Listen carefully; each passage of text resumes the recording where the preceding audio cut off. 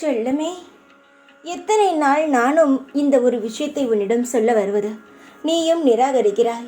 ஆனால் மனதுக்குள் எப்படியாவது உன்னுடைய மனதில் இருக்கும் கேள்விகளுக்கு விடை கிடைத்து விடாதா என்று ஏங்குகிறாய். நான் சொல்வதை முழுமையாக கேட்டால்தானே உன் மனதில் இருக்கும் குழப்பங்கள் அடையும், உனக்கான தீர்வுகளும் உன்னிடம் வரும். என்னுடைய தங்கமே, உன் வாழ்க்கையில் இருக்கும் கஷ்டங்களானது நிரந்தரம் கிடையாது என்பதை பலமுறை நான் சொல்லியிருக்கிறேன். ஆனால் நீ அதை காதில் வாங்கிறாயே தவிர திரும்பவும் கவலையானதை மனதுக்குள் ஏற்படுத்திக் கொள்கிறாய். என்னுடைய குழந்தைக்கு எதுவும் நிரந்தரம் கிடையாது. நான் எப்பொழுது சந்தோஷம் கிடைக்கிறேனோ அப்பொழுதுதான் அந்த சந்தோஷமானது உனக்கு நிரந்தரமாக இருக்கும். வாழ்க்கையில் போதுமான வருமானம் கிடையாது, செலவுகள் அதிகமாக உள்ளது. உன் வாழ்க்கையில் எல்லார் மத்தியிலும் தலை நிமிர்ந்து வாழ முடியவில்லை.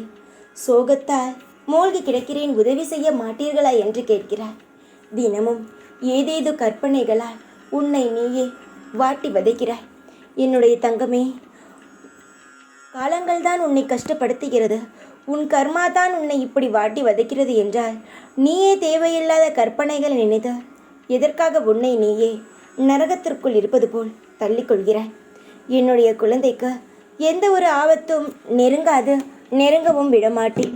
இப்பொழுது நீ கஷ்டப்பட்டு கொண்டு இருக்கும் அனைத்து விஷயங்களும் என்ன தெரியுமா? உன்னுடைய கர்ம வினைதான்.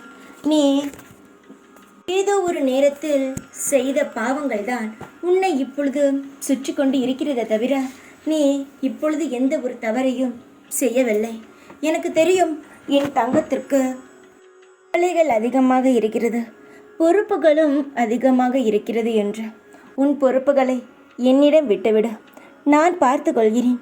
உன்னுடைய பொறுப்புகளை நானே முதலிடத்தில் இருந்து உனக்காக செய்து தருகிறேன். தேவையில்லாத எந்த ஒரு எண்ணங்களையும் மனதில் எடுத்துக்கொண்டு உன்னை கஷ்டப்படுத்தாது. எனக்கு மிகவும் மிகவும் கஷ்டமாக இருக்கிறது தங்கமே.